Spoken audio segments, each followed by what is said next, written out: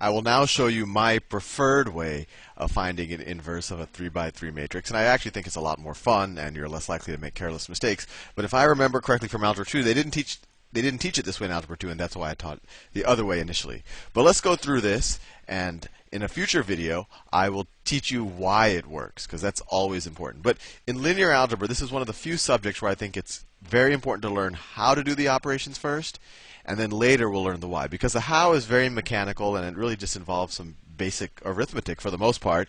But the why tends to be quite deep. So I'll leave that to later videos. And you can often think about the depth of things when you have confidence that you at least understand the hows.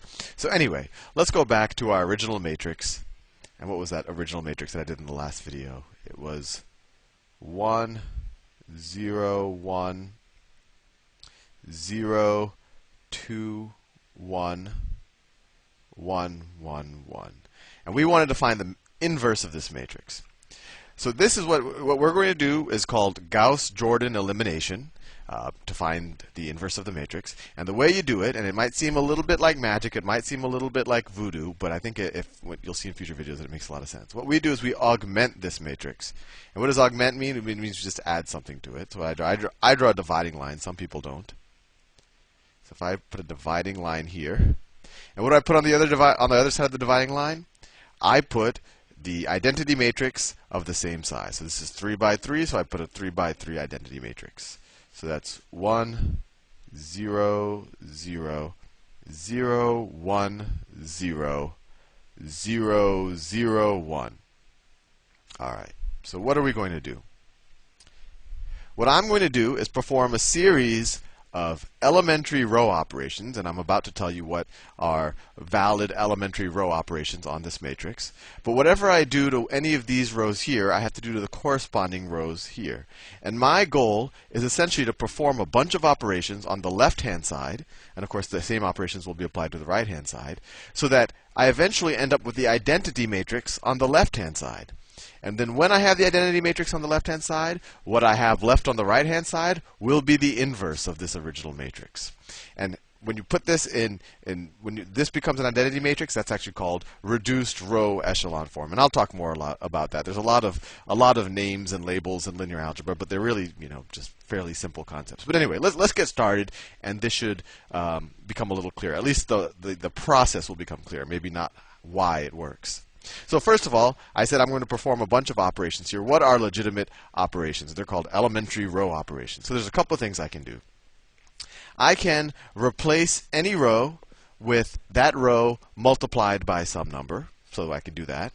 I can swap any two rows.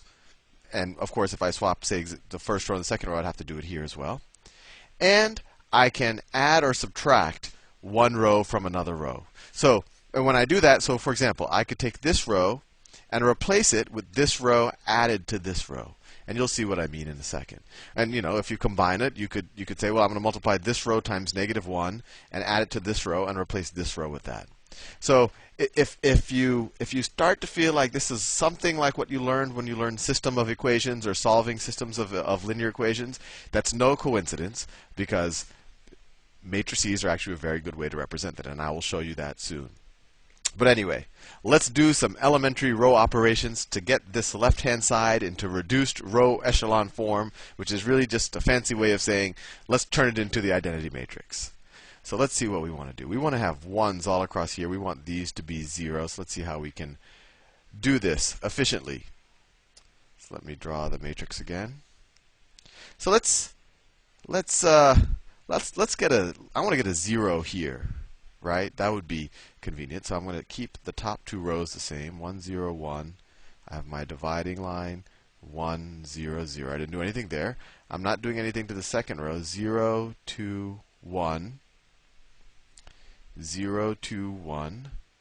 0, 1, 0. And what I'm going to do, I'm going to replace this row, and just so you know, my motivation, my goal is to get a 0 here. So I'm a little bit closer to having the identity matrix here. So how do I get a 0 here? Well, what I could do is I can replace this row with this row minus this row. So I can replace the third row with the third row minus the first row.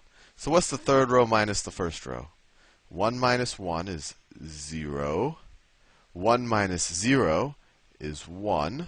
1 minus 1 is 0. Well, I did it on the left-hand side, so I have to do it on the right-hand side. I have to replace this with this minus this. So 0 minus 1 is minus 1. 0 minus 0 is 0. And 1 minus 0 is 1. Fair enough. Now what can I do? Well, this row right here, this third row, it has 0, 1, 0. It looks a lot like what I want for my second row in the identity matrix. So why don't I just swap these two rows? Why don't I just swap the first and second rows? So let's do that. I'm going to swap the first and second rows. So the first row stays the same, 1, 0, 1. And then on the other side it stays the same as well. And I am swapping the second and third rows. So now my second row is now 0, 1, 0, and I have to swap it on the right-hand side. So it's minus 1, 0, 1, right? I'm just swapping these two. So then my third row now becomes what the second row was here: 0, 2, 1, and 0, 1, 0. Fair enough. Now what do I want to do? Well, it would be nice if I had a 0 right here. That would get me that much closer to the identity matrix. So how could I get a 0 here? Well, what if I subtracted 2 times row 2 from row 1, right? Because then this would be 1 times 2 is 2. And if I subtracted that from this, I would get a 0 here. So let's do that. So the first row has been very lucky. It hasn't had to do anything. It's just sitting there. 1, 0, 1. 1, 0, 0. And the second row is not changing for now.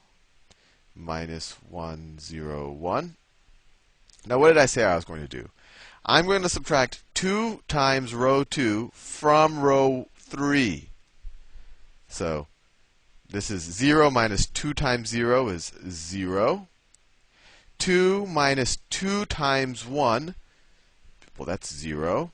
1 minus 2 times 0 is 1.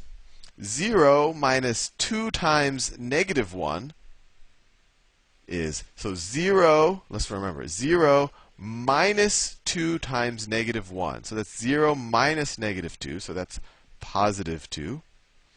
1 minus 2 times 0, well, that's just still 1. 0 minus 2 times 1, so that's minus 2. Right? Have I done that right? I just want to make sure. 0 minus 2 times, right, 2 times minus 1 is minus 2, and I'm subtracting it, so it's plus. Okay, so I'm close. This almost looks like the identity matrix or reduced row echelon form, except for this one right here. So I'm finally going to have to touch the top row. And what can I do?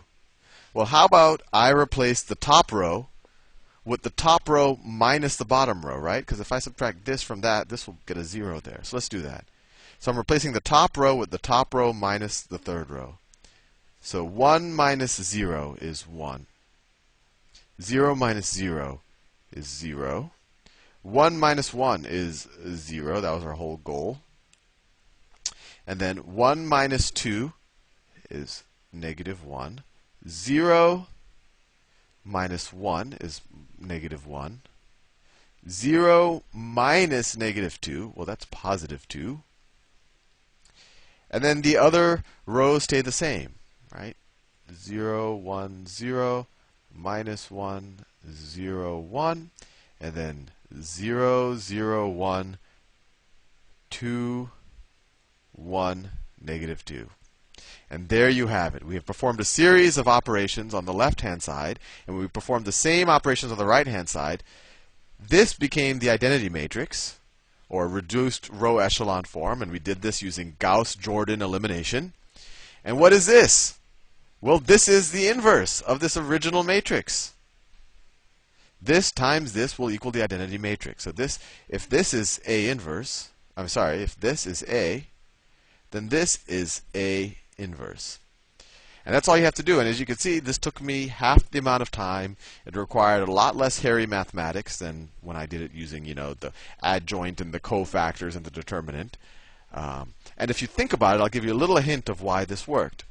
Every one of these operations I did on the left-hand side, every one of those operations, you could kind of view them as multiplying. To get from here to here, I multiplied. You can kind of say that there's a matrix that if I multiplied by that matrix, it would have performed this operation. And then I would have had to multiply by another matrix to do this operation. So essentially what we did is we multiplied by a series of matrices to get here. And if you multiplied all of those, what we call elimination matrices together, you essentially multiplied this times the inverse. So what am I saying? So if we have A, to go from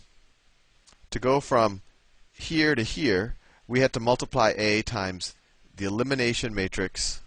And this might be completely confusing for you, so ignore it if it is, but it might be insightful. So we eliminated, what did we eliminate in this? We eliminated 3, 1. We multiplied by the elimination matrix 3, 1 to get here, right? And then to go from here to here, we multiplied by some matrix. And I'll tell you more. I'll show you how we can construct these elimination matrices. We multiplied by elimination matrix. Well, actually, we had a row swap here. I don't know what you want to call that. We could call that, the swap matrix.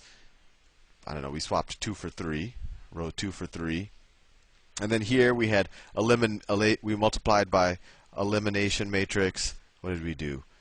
We eliminated this. So this was row 3, column 2, 3, 2. And then finally, to get here, we had to multiply by elimination matrix. We had to eliminate this right here. So we eliminated row 1, column 3. So elimination row 1, column 3. And I want you to know right now that it's not important what these matrices are. I'll show you how we can construct these matrices. But I just want you to have kind of a leap of faith that each of these operations could have been done by multiplying by some matrix, right? But what we do know is by multiplying by all of these matrices, we essentially got the identity matrix back here. So the combination of all of these matrices, when you multiply by each other, this must be the inverse matrix. If I were to multiply each of these elimination and row swap matrices, this must be the inverse matrix of A, right? Because when you multiply all of them times A, you get the inverse. Well, what happened? If these matrices are collectively the inverse matrix, if I multiply the identity matrix times them, the elimination matrix, this one times that equals that, this one times that equals that, this one times that equals that, and so forth, I'm essentially multiplying, when you combine all of these, A inverse times the identity matrix, right? So if you think about it, just very big picture, and I don't want to confuse you. It's good enough at this point if you just understood what I did. But what I'm doing from all of these steps, I'm essentially multiplying both sides of this augmented matrix, you could call it, by A inverse. So I multiplied this by A inverse to get to the identity matrix. But then, of course, if I multiply the inverse matrix times the identity matrix, I'll get the inverse matrix. But anyway, I don't want to confuse you. Hopefully that gave you a little intuition. I'll do this later with some more concrete examples. But hopefully you see that this is a lot less hairy than the way we did it with the adjoint and the cofactors and the minor matrices and the determinants, etc. Anyway, I'll see you in the next video.